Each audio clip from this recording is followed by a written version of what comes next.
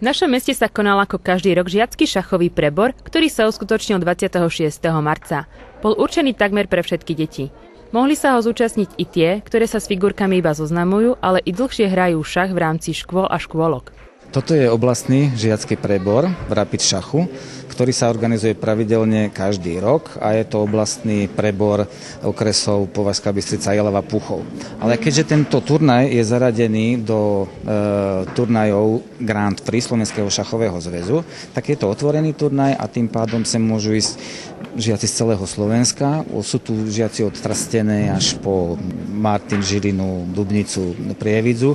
No a máme už aj prvého medzinárodného účastníka z Maďarska. Chlapci a dievčatá súťažili v kategóriách do 8, 11 a 14 rokov. Turnaj zorganizoval šachový klub Považské Podhradie v spolupráci s Centrom voľného času Považská Bystrica. Turnaja sa zúčastnilo 61 žiakov. Hrali jeden spoločný turnaj, ktorý sa hral klasickým švajčiarskym systémom na 7 kôl. Tento systém dáva spolu hráčov približne rovnakej výkonnostnej kategórie hrať, pretože nemôžeme hrať 60 kôl.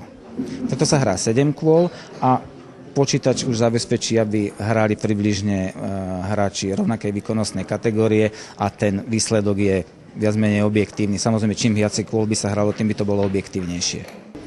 Povieš nám, ako sa ti dnes hralo? Dnes dobre celkom sa mi hralo.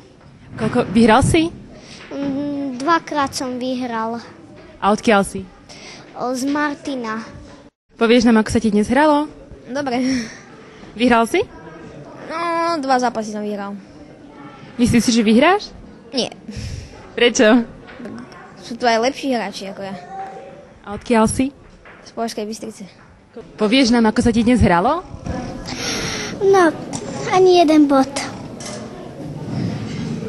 A prečo? Pretože ešte neviem hrať šachy a nechodím na tréningy. Teraz si tu bola poprvýkrát? Nie, chodím takedy na tréningy, ale netrénujem. Ale chodím na šach. Ako dlho hráš šach? Neviem, ale veľa. Nebojíš sa konkurencie od chlapcov? Ako sa vám dnes hralo?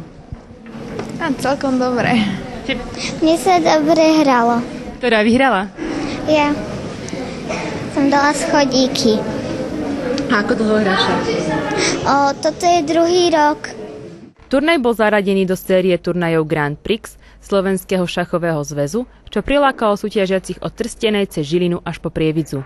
Ruka v ruke s tým vzrástla šachová a športová kvalita turnaja. Najviac však účasťou Olivera Lendvaja z Maďarska sa stal tento turnaj medzinárodným. Prišli sme sem, lebo sme hľadali tento víkend turnaj. Sme z Maďarska. Tento víkend v Maďarsku turnaj nemáme, preto sme hľadali nejaký v susednej krajine. Na internete sme našli webovú stránku Slovenskej šachovej federácie. S malou znalosťou slovenčiny sme sa rozhodli prísť na tento turnaj.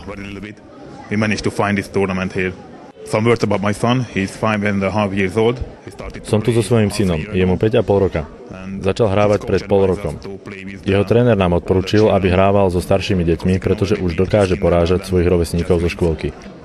Tak sme si prišli potrénovať základy. 3 týždne dozadu sme mali doma majstrovstvá škôlkárov a skončil 26. z približne 80. Bolo to celkom dobré a potom nám bolo odporúčené skúsiť hrať proti starším.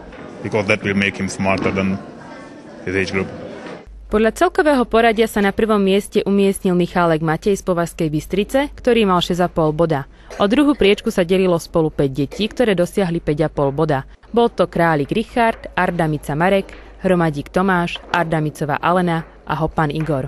V kategórii chlapcov do 14 rokov vyhral Michálek Matej zo Sparty Považská Bystrica, v kategórii do 11 rokov Králik Peter zo šachového klubu Považské Podhradie a v kategórii do 8 rokov Stehlik Juraj zo Sparty Považská Bystrica. V kategórii dievčat do 14 rokov vyhrala Budajová Simona zo Sparty Považská Bystrica a v kategórii do 11 rokov Matušiková Petra taktiež zo Sparty Považská Bystrica.